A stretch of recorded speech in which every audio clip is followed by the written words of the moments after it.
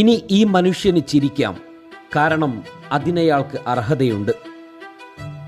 അധികാരത്തിൻ്റെ പച്ചപ്പരവതാനി കണ്ടുവളർന്ന രാഹുൽ ഒരു രാജകുമാരനെ പോലെ വാണിരുന്നിടത്തു നിന്നാണ് കിരീടം നഷ്ടപ്പെട്ട രാജകുമാരനായി വളരെ പെട്ടെന്ന് മാറിയത്. 2G സ്പെക്ട്രം കേസിലകപ്പെട്ട് UPA സർക്കാർ നിലം പൊത്തിയ 2014 തെരഞ്ഞെടുപ്പ് മുതലുള്ള 10 വർഷക്കാലം രാഹുൽ ഗാന്ധിക്കും കോൺഗ്രസിനും അഗ്നിപരീക്ഷണങ്ങളുടെ കാലമായിരുന്നു. തിരിച്ചു വരാനുള്ള ശ്രമങ്ങളെല്ലാം പാഴ്ശ്രമങ്ങളായി മാറുന്ന കാഴ്ച. കൂടാതെ പപ്പുവെന്നും പക്വതയില്ലാത്തവരെന്നുമുള്ള ആക്ഷേപങ്ങളും ഈ മനുഷ്യൻ നേരിട്ടു. എല്ലാ ആക്ഷേപങ്ങളോടും പുഞ്ചിരി കൊണ്ടയാൾ മറുപടി പറഞ്ഞു. കോൺഗ്രസിനെ പ്രതാപത്തിലേക്ക് കൈപ്പിടിച്ചുയർത്താൻ തന്നാലാകും വിധം രാഹുൽ ഓടി നടന്നു. തെരഞ്ഞെടുപ്പുകൾക്ക് ചുക്കാൻ പിടിച്ചു. എന്നാൽ അവിടങ്ങളിലും പാർട്ടി പരാജയത്തിൻ്റെ കയ്പുനീർ കുടിച്ചതോടെ ആക്ഷേപത്തിൻ്റെ കൂരമ്പുകൾ ഒന്നൊന്നായി ഏറ്റുവാങ്ങേണ്ടിയും വന്നു. തൻ്റെ നിലപാടുകൾ സ്നേഹത്തിലധിഷ്ഠിതമാണെന്ന രാഷ്ട്രീയം നരേന്ദ്രമോദിയെ ആലിംഗനം ചെയ്ത് രാഹുൽ പ്രകടിപ്പിച്ചത് ഇന്ത്യൻ രാഷ്ട്രീയം എന്താവണമെന്നയാൾ പഠിപ്പിച്ച ഒന്നായിരുന്നു.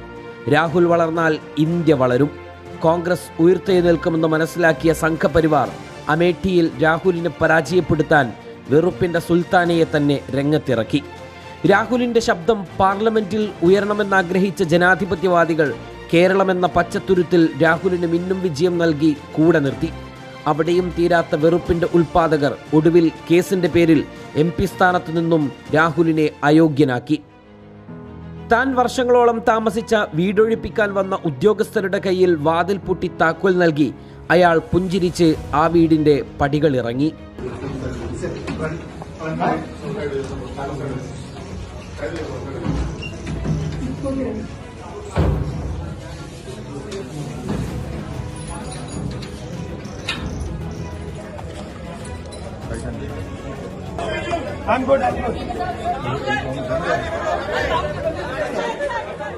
പോരാട്ടം അവിടെയും നിന്നില്ല.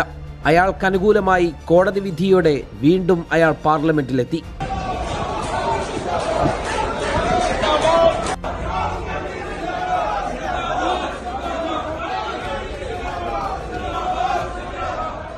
കാവൽക്കാരൻ കള്ളനാണെന്ന് ഉറക്കെ പറഞ്ഞയാളോടുള്ള പ്രതികാരം വർദ്ധിക്കുന്നതാണ് പിന്നീട് രാഷ്ട്രീയ ഇന്ത്യ കണ്ടത്.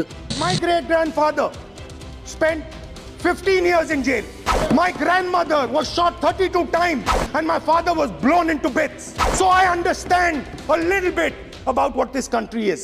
രാജ്യത്തെ നടുക്കുന്ന വർഗീയ ആൾക്കൂട്ട ആക്രമണങ്ങൾക്കെതിരെ അയാൾ ശബ്ദമുയർത്തി. കത്വയിൽ, ഉന്നാവയിൽ, മണിപ്പൂരിൽ പീഡിപ്പിക്കപ്പെട്ടവർക്കായി അയാൾ വലയങ്ങൾ ഭേദിച്ച് രംഗത്തിറങ്ങി. മനുഷ്യൻ മനുഷ്യനോട് കാണിക്കുന്ന വെറുപ്പല്ല ഇന്ത്യയെന്ന് ഉറക്കെ പറഞ്ഞു. വെറുപ്പിൻ്റെ ഉൽപ്പാദകരാൽ രാജ്യം ഭരിക്കപ്പെടുമ്പോൾ സ്നേഹത്തിൻ്റെ സന്ദേശം കൈമാറലാണ് തൻ്റെ ദൗത്യമെന്ന് അയാൾ ഉറപ്പിച്ചിറങ്ങി.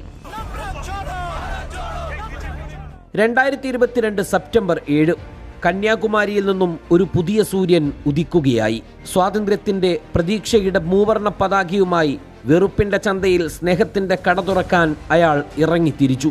2023 ജനുവരി 30 വരെ നീണ്ട 4 മാസക്കാലം അയാൾ ഇന്ത്യയെ നടന്നു കണ്ടു. പട്ടിണിയും പ്രശ്നങ്ങളും പഠിച്ചു. എല്ലാവർക്കും നല്ല നാളുകൾ വരുമെന്നയാൾ വാക്ക് നൽകി. ഇന്ത്യ എന്ന മലർവാടിയുടെ സുഗന്ധം നുകരണമെന്നയാൾ ഉറക്കെ പറഞ്ഞു.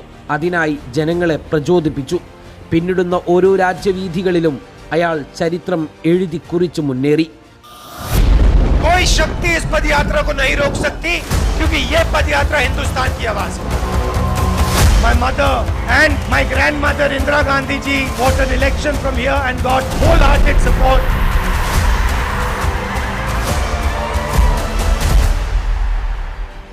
അവിടെയും നിന്നില്ല. സ്വാതന്ത്ര്യാനന്തര ഭാരതത്തിൽ നവഖാലിയിൽ പൊട്ടിപ്പുറപ്പെട്ട കലാപത്തിൻ്റെ തീയണക്കാൻ ഗാന്ധിജി ഇറങ്ങിത്തിരിച്ച പോലെ കലാപം കലുഷിതമാക്കിയ മണിപ്പൂരിൽ അയാൾ പറന്നിറങ്ങി. രണ്ടാം ഭാരത് ജോഡോ യാത്രയ്ക്ക് മണിപ്പൂരിൽ തുടക്കം. 2024 ജനുവരി 14 മുതൽ മാർച്ച് 20 വരെ ആ യാത്രയും ഇന്ത്യ കണ്ട രാഷ്ട്രീയ മുന്നേറ്റമായി മാറി. ആ യാത്രകൾ ലക്ഷ്യം കണ്ടുവന്ന സൂചനയാണ് തെരഞ്ഞെടുപ്പ് ഫലം. ജനാധിപത്യം വെല്ലുവിളി നേരിടുന്ന കാലത്ത് നിവർന്നു നിൽക്കുവാനുള്ള ശേഷി നഷ്ടപ്പെട്ട പ്രതിപക്ഷമെന്ന ആക്ഷേപങ്ങൾക്ക് വിരാമമിട്ട് ഇന്ത്യ മുന്നണി കുതിച്ചുയർന്നു. ആ ത്യാഗത്തിൻ്റെ മുഖ്യ പങ്കും ഈ മനുഷ്യൻ്റെ വിയർപ്പിൻ്റെ ഇറ്റുകണങ്ങളാണ്. ഇനി അയാൾക്ക് ചിരിക്കാം. അതിനയാൾക്ക് അർഹതയുണ്ട്. കാരണം രാഹുൽ ഗാന്ധി ഇന്ത്യക്ക് നൽകിയത് തികഞ്ഞ ആത്മവിശ്വാസമാണ്.